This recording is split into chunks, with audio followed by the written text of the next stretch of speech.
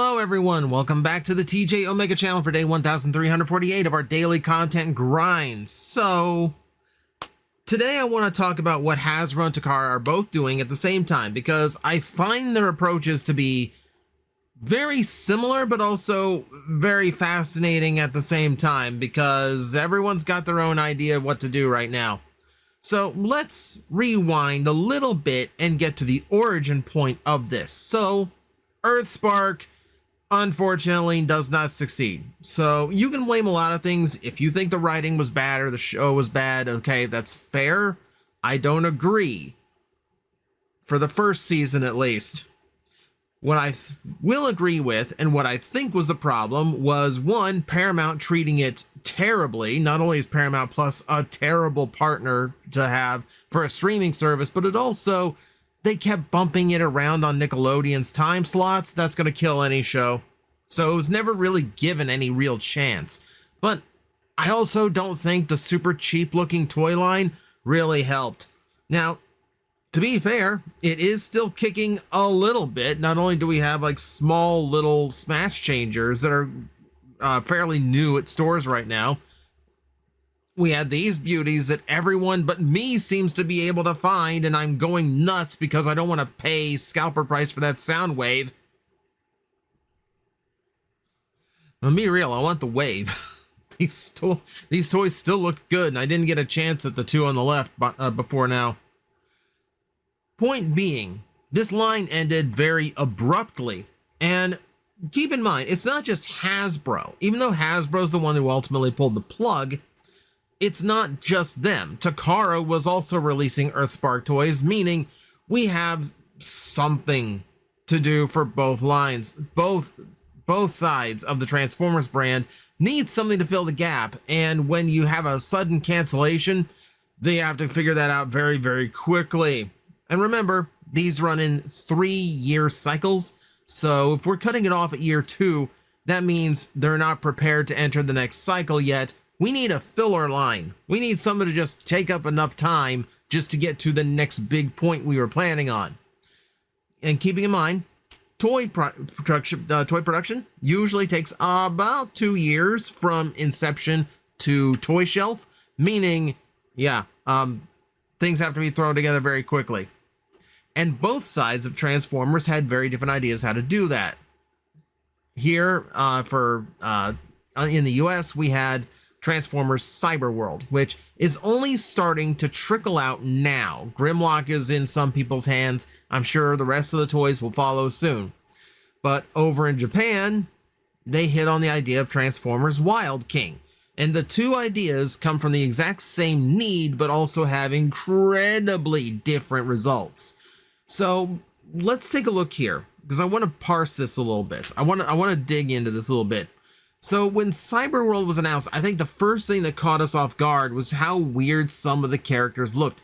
They are the familiar characters, the color profile and the sculpting is correct for them, but there is some weird character designs here. For instance, why is Mirage a jet?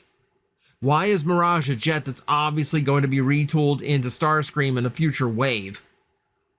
That took me off a little bit. I think that took everyone off a little bit. It's a very weird call. Megatron is some odd bull man. That's a new one. That's a new one on me. Also, what is that Galvatron? What is that Galvatron?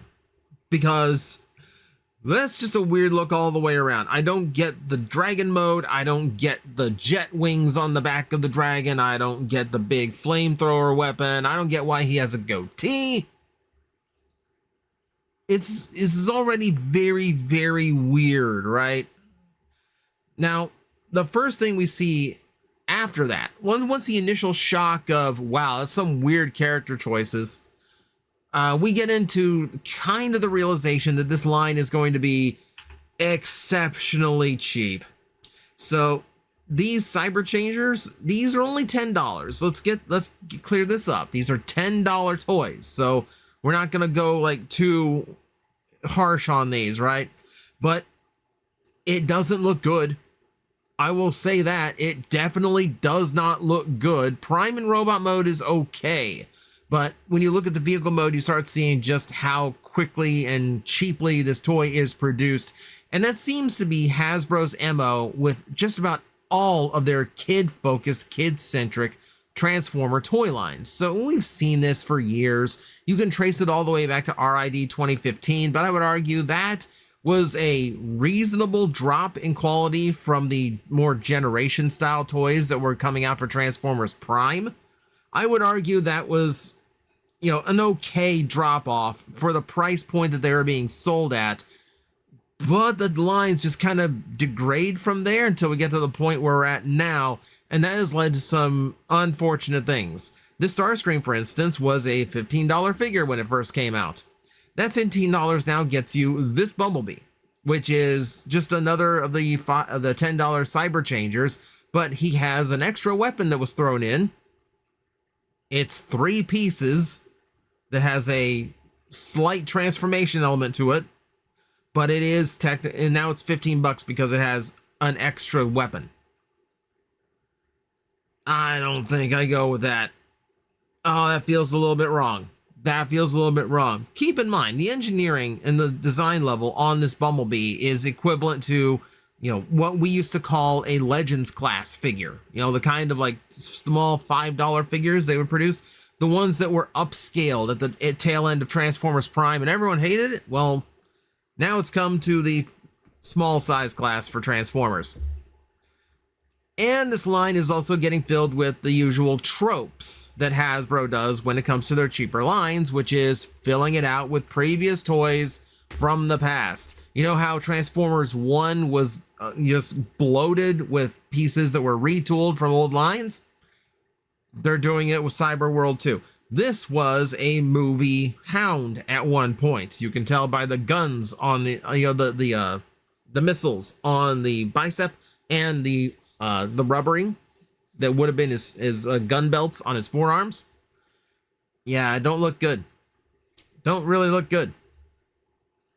I think once we noticed that, the last thing we kind of took in is the fact that a lot of these things seem to transform exactly the same way, especially all the beast formers. Here is Megatron in his bull mode. It's Megatron on his hands and knees. And that's it. It's not the best look. It don't look great. I'm going to be honest. It don't look great. You can even see where his head's tucked in too. We're back to visible heads. For everyone who ever complained to me about Energon Ironhide having a visible head, we're going to have a whole toy line of them now. Congratulations. But yeah, very, very simple transformations that mostly just seem to use the ball joints that they're built with. There's maybe 2 hinges here that are dedicated to an actual transformation. So yeah, we're getting very simplified toys that don't look all that great, and we are getting things that barely transform. So yeah, you can tell how rushed this line was, where they didn't want to have to come up with like a standard engineering for every single character. It feels like Bumblebee is leftover, Legends class tech, and just same old transformation. And then a lot of these beast formers are being done because they can all transform exactly the same way, and they don't have to come up with engineering for everybody. At least the sculpting on everyone is unique. That'll come into play here in a little bit. I think, and the big thing for this is they are dependent on those giant figures in order to get things across. That big Scorponok that forms a play set where all these characters can interact. And again, this is standard Hasbro 101. Put in those gigantic, cool-looking figures as, something of the big market thing to get kids to, bug their parents for. Little figures, whatever. They're super cheap to produce. Who cares? It's those big gimmicky ones that Hasbro really likes and really wants to sell. But in this case, the gimmick of them being big really kind of takes a backseat. Again, they are trying to sell those smaller figures. I don't think they're as much of a priority. But now it's all about the interplay between these large gimmick figures and the small ones. So Grimlock has multiple ways that a Cyber Changer can ride on him or in him. Scorponok's got all these mounting points for Decepticons, etc. And frankly, just coming up with seats for smaller figures as an interactive play is also not new for Hasbro, and it's a very inexpensive way of creating interplay between these toys. We saw it with Optimus Maximus, which is literally just a cheap plastic frame that has spots for characters to sit in. And that was supposed to be like the Prime Cyberverse version of like a big gimmicky toy for all these tiny ones. You know, it was their, it's their equivalent of a Fortress Maximus or Metroplex, and didn't really work out. So yeah, coming up with seats for like smaller figures to sit in on a big toy, kind of the easiest interplay you can possibly get. And that kind of boils down the entire thing for me when it comes to the Cyberworld line is it's all very samey. You know, it feels like Hasbro's typical strategy that they have been going with for their kids lines for literally 10 years. Make it as cheap as possible and just make it recognizable. And that's the other thing, is that it's just too familiar. You know, okay, Megatron is a bull now, but it still largely looks like Megatron, you know? It's the standard characters. There's a Grimlock, a Bumblebee, a Megatron, Scorponok. You know, we are basically promised a Starscream in this line because of the Mirage mold. And it all just kind of feels the same, you know? It just kind of feels like we've just done all of this before, because we kind of have. Every time Hasbro hits the reset button, it goes all the way back to just the standard characters doing their standard thing again. You know, how many big Grimlock toys can I really buy? How many big gimmicky Grimlocks can I really buy before it's just too much? And Hasbro seems to think a lot. A lot is the answer. But again, it just feels like Hasbro's going to the lowest common denominator and the cheapest, safest thing they can do. Now, on the other hand, you can't really say Transformers Wild King is safe. You have all these different characters that are interacting with Optimus and Megatron, and those are really the only two existing characters in the line. Now, now rumor has it, and this is, you know, because Japanese fans get leaks the same way we do. Those leaks say that Wild King is eventually going to be about a dozen or so energy beasts and 4 of the energy commanders, or energy masters rather, with both being repaints of Optimus and Megatron. So a Nemesis and a Black Megatron. Okay, the line's going to be a little bit limited, but, you know, kind of standard fare for Transformers, not, you know, especially one of these 1-year lines, not, you know, point being, they've planned out at least, you know, some level of, you know, continuing this. So when we look at these, we will admit, just like Hasbro, they are going as cheap as possible. However, we're going to get to that in a little bit. The big thing for a lot of people is, yeah, they're reusing a lot of parts, you know, and, and we'll see that, for instance, with like how the beast modes work. All of the transformations kind of work the same way. They transform basically the same way, and it just depends on a few different parts molded in order to really tell what it's supposed to be in beast mode. And then you have additional parts that are part formy that you have to attach on at certain points in order to look the part. And a lot of people aren't going to like that because a lot of people don't like the part forming. And yeah, it does get very, very revealing. All of the energy beasts are basically the same toy with just a few modifications, a few new parts in order to differentiate them. You can tell even between these two, Leaf Back and Light Long. You can tell where the toys are the same. The knees, the thighs, the midsections, the torsos are the same. Across certain energy beasts, the biceps are also the same. You're going to find a lot of shared engineering and a lot of shared parts. And yeah, it's going to feel very repetitive. Something I will give Cyberworld above Wild King is there definitely more variety in the visuals of the figures. You know, all those little cyber changers, they all feel a little bit different. You know, there are ones that do transform exactly the same way, just like these guys though. And then when it comes to the big figures, yeah, you are free to criticize them for looking exactly like the way Hasbro does, with giant, big, gimmick-ridden figures that ultimately don't have a lot of articulation or detail. They're very simplified, very hollowed out. And yeah, it does feel like a cheap line. When you get this toy in hand, yeah, it doesn't feel like typical Takara. It feels cheap because it's a kid's line. It just happens to be expensive to import. But all that said, I feel like Takara took a lot more lessons from their past than Hasbro did, whereas Hasbro just kind of decided safest way is to stay the course the way they have for the last 10 years and just do something simple and easy to fill out the year that Earthspark lost. Takara went and figured out a few things that they had done in recent years that can make this a little bit more fulfilling. So for instance, let's take a quick look again at Light Long. And the toy itself, yeah, you have a modest level of articulation, good sculpt detail, paint here and there. To transform it, yeah, you turn it into that same block that all of them can fold up into. You attach the tail, you attach the head. That's pretty much how all of them work. And then, of course, you have the limb mode.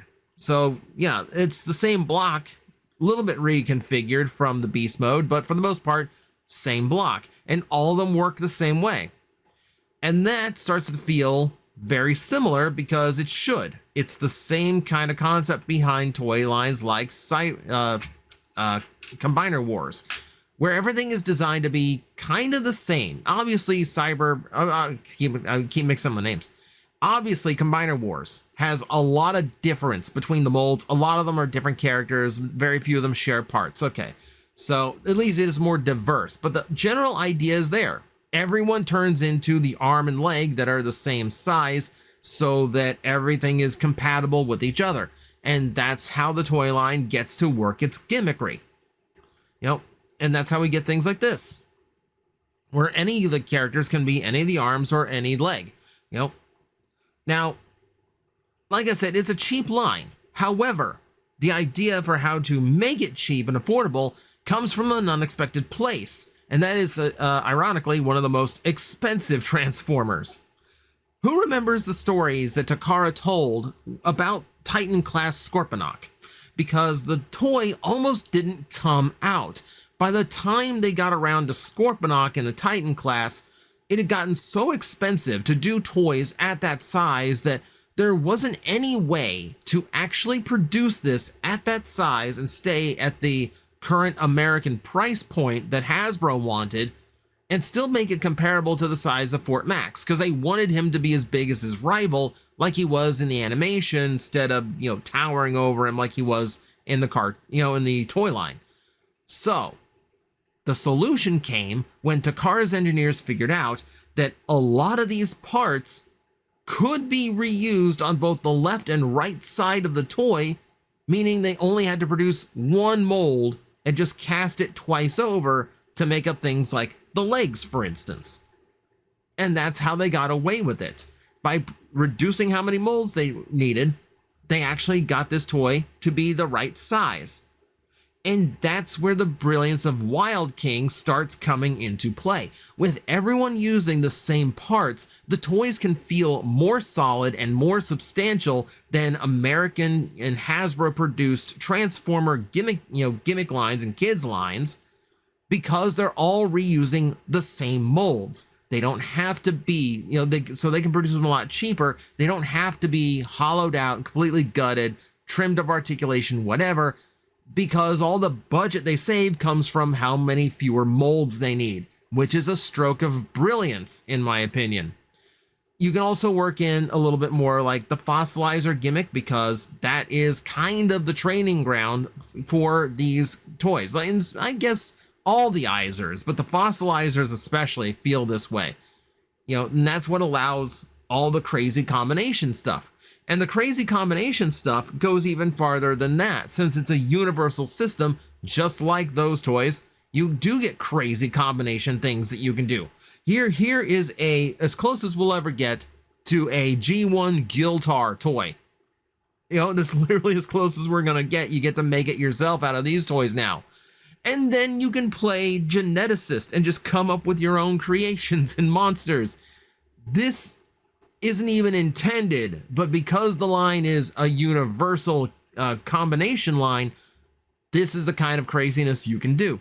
And it is one of those lines where the more you buy, the more play value you're going to get. The different looks, the different combinations, the different parts you can configure, and the more things you can make. Whereas the Cyberworld approach, you can really just put different Decepticons in different seats on Scorponok, and that's about it. You know, you put a different rider inside Grimlock's mouth, and that's about it. I find it far more intelligent. I find it a genius way of approaching it because it's using lessons from the past to create a line that does work on a budget, but still works in a lot more fun and a lot more interesting play pattern than what Hasbro is creating, which is same old, same old. And I feel like the big difference between the two sides here, the two sides of Transformers, is that sense of daring. I think that we keep saying Hasbro needs to find again because this brand needs a shot in the arm. Oh my God, does it need some kind of shot in the arm? And then Takara actually has that kind of guts. We don't need a Starscream. We don't need a Bumblebee. We don't need a Grimlock. Give me Optimus and Megatron, and then we'll just create brand new stuff. And that is what makes this far more interesting. And the play pattern, because it's using stuff that they've already had experience using, comes across really great, and it's still something they could whip up very quickly. Far better line, far better thought put into it. So the other factor of this is both also have a web series. Takara's is already kicked off. We're waiting for Hasbro's. They'll be out in the later in the summer. But for now, I can't really judge that aspect. Now, can I? But we'll leave that for another day. For now, it's fascinating to me how different the ideas were. And it really feels like it shows Takara still has that sense of risk that Hasbro is just not willing to have anymore. Hasbro, in a time of pressure, plays it safe. Takara takes a risk. And I feel like Hasbro needs to learn more from Takara when it comes to that.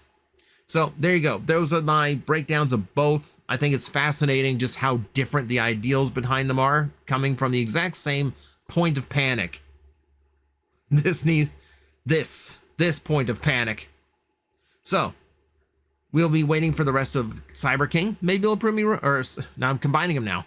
We'll wait for the rest of Cyberworld. Maybe it'll prove me wrong. But for now, those are the thoughts for the day. Thank you very much for watching. I will see you next time. Hello everyone, I am Astral Agent Magnetar, a Tokusatsu VTuber, and I am streaming 4 times a week over on Twitch, Monday, Tuesday, and Wednesday afternoons, and a special late night one on late Friday/early Saturday. So come watch, come hang out, and let's make an impact together.